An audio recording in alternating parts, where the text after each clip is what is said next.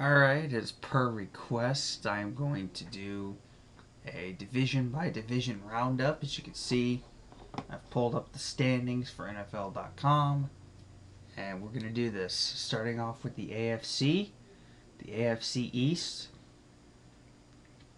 As you can see here, Jets and Patriots are 9-2, the Dolphins are 6-5, and the Bills are 2-9.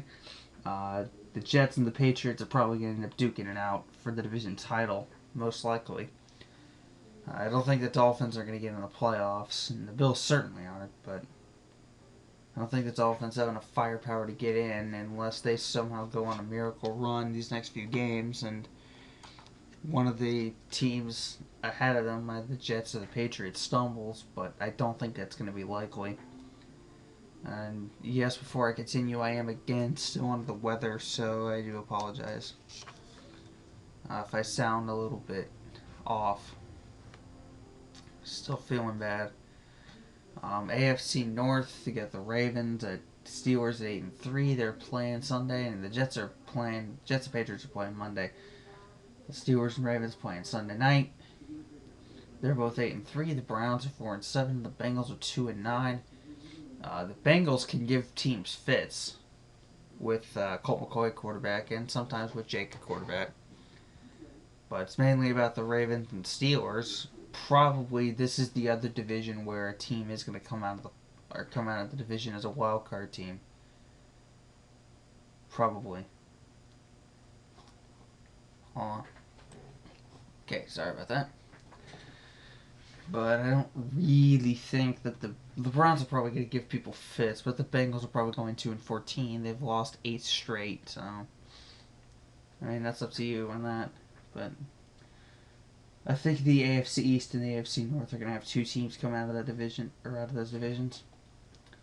Anyways, Jags or the AFC South, Jags and Colts are 6-5. Texans and Titans are 5-6.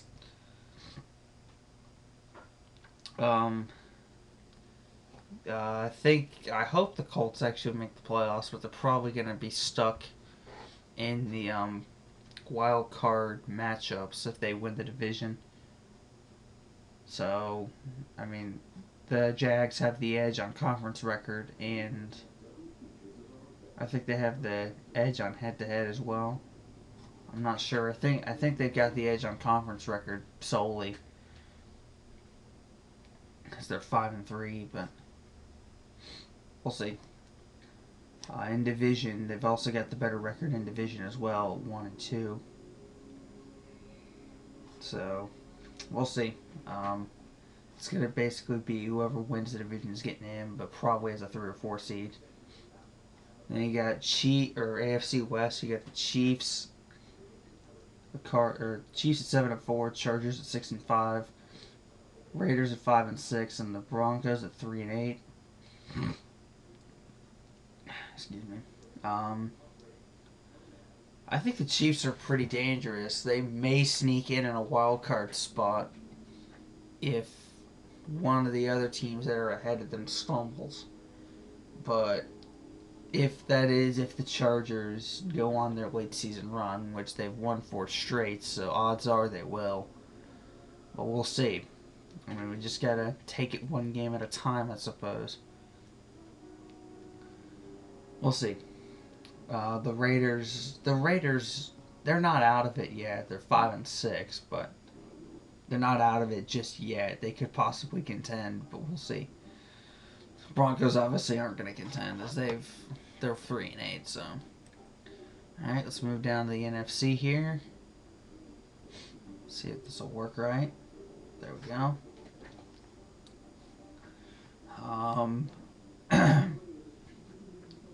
Excuse me. NFC East, Eagles and Giants are both 7-4, with the Eagles getting the nod based on division record and probably head-to-head too. Redskins are 5-6, and the Cowboys are stunningly bad 3-8.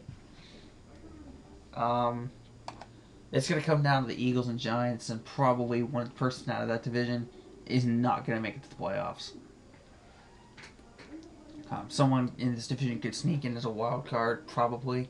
It's probably what's going to end up happening because the other 2 divisions, Well, there's 3 real divisions that have playoff teams in this conference. So I think the Eagles are going to make it to the postseason. I don't think the Giants are. That's just me, though. Redskins, no, not really. And the Cowboys, obviously not. Bears and NFC North. The Bears are 8-3. Packers are 7-4.